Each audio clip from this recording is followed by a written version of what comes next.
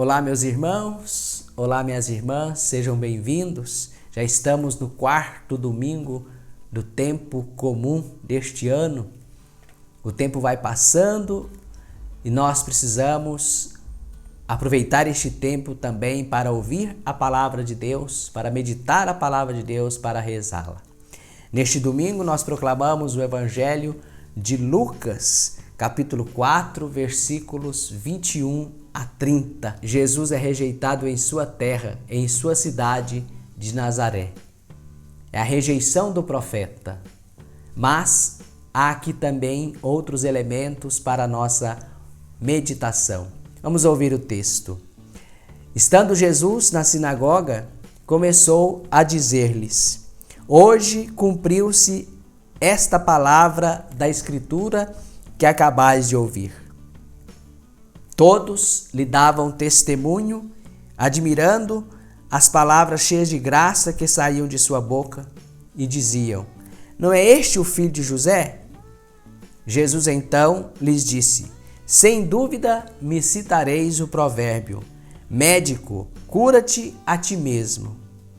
Tudo o que ouvimos dizer que fizeste em Cafarnaum, faze também aqui em tua própria terra.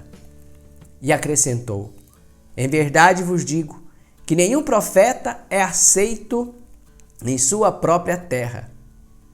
Ora, para dizer a verdade, no tempo do profeta Elias, quando o céu se fechou por 3 anos e 6 meses, e uma grande fome atingiu toda a região, havia muitas viúvas em Israel.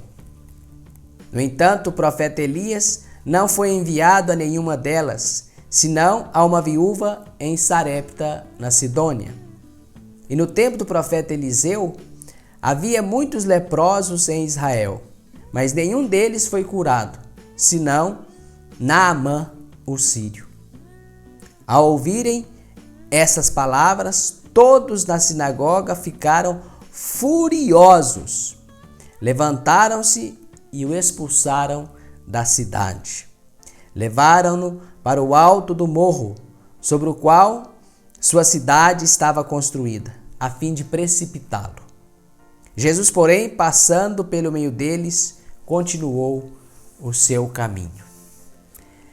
É claro que a gente percebe aqui a rejeição do profeta.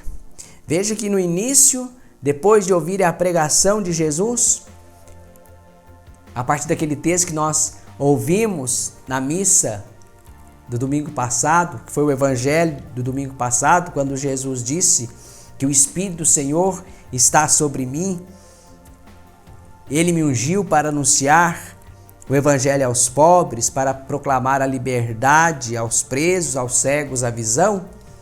Eles ficaram encantados com a pregação de Jesus. Este que é o programa de Jesus apresentado por Lucas, que Jesus vai desenvolver durante todo o Evangelho de Lucas, dar a vista aos cegos, curar os doentes, anunciar o Evangelho a todos. Ouvindo essas palavras de Jesus, e Jesus dizendo que essa profecia de Isaías se cumpriu nele, eles ficam admirados e até encantados com as suas palavras cheias de graça. Mas aí há uma transformação de admiração em rejeição. Mas este não é o filho de José, o carpinteiro? Este não é um de nós, um dos nossos filhos, um dos nossos vizinhos? E rejeitam Jesus. Querem precipitá-lo do alto daquele monte onde a cidade estava construída. Mas Jesus continuou o seu caminho. Mas antes disso, Jesus lhes diz algumas coisas importantes. Um profeta só não é aceito na sua terra. Veja o caso de Elias. Havia muitas viúvas em Israel quando não chovia há 3 anos e meio. 3 anos e meio na Bíblia significa um tempo imperfeito e passageiro. Mas foi um tempo de sofrimento, de seca. Mas nenhum profeta foi enviado a não ser à viúva estrangeira, a Sarepta, na Sidônia. O profeta Elias foi enviado a Sidônia e curou aquele filho daquela viúva. No tempo de Eliseu, nenhum israelita foi curado, nenhum leproso que havia em Israel foi curado, a não ser um estrangeiro, um sírio, chamado Naamã. Veja que Jesus, como os profetas, não é só para Israel. E esta é uma perspectiva muito importante do no Evangelho de Lucas. Jesus não é só para Israel. Aqui no fundo está também um dos programas de Jesus. O anúncio do Evangelho não só para Israel e para os israelitas e para seus concidadãos. O Evangelho de Jesus é anunciado universalmente. Assim como Elias foi enviado a Sidônia e ali trouxe a vida, de volta a esta vida, o filho da viúva de Sarepta. Assim como Eliseu curou, reintegrou a vida, recuperou a vida daquele leproso Naamã, que era um sírio, Jesus recuperará a vida, a dignidade da vida, não só aos judeus, mas Jesus irá além das fronteiras. O seu evangelho é para todos, é para a humanidade inteira. Jesus quer a recuperação da dignidade da vida para todos. E deve ser essa nossa atitude, o nosso pensamento também.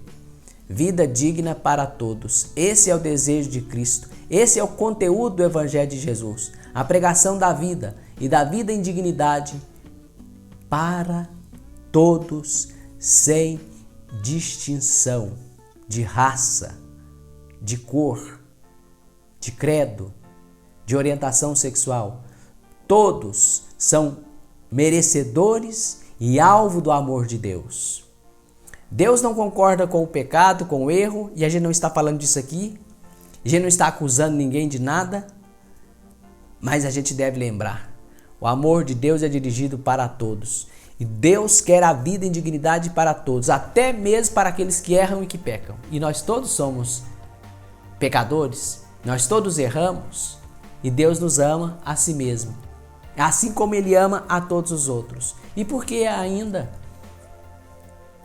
depois de 2000 anos da pregação do Evangelho, muitos ainda vivem em situação indigna?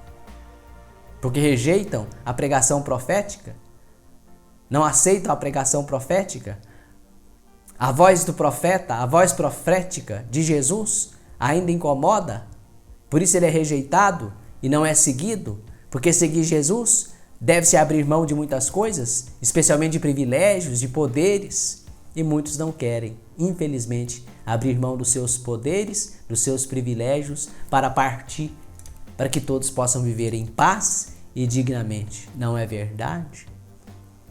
Que Deus nos ajude e que nós insistamos na pregação do Evangelho. Que nós não calemos a nossa voz profética, voz, espírito profético e missão profética que nós recebemos quando fomos batizados.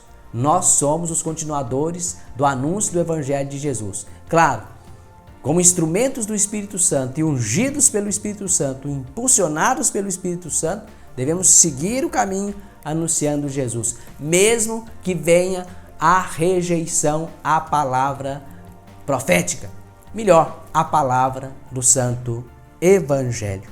Que o Senhor te abençoe, que o Senhor te dê força e que a gente consiga viver como verdadeiros profetas. É a missão de todos.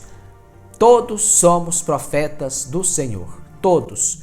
A comunidade dos batizados é uma comunidade de profetas, de anunciadores da verdade, da justiça e promotores e anunciadores da vida e da vida em dignidade para todos, sem distinção. Que o Senhor te abençoe e te guarde sempre.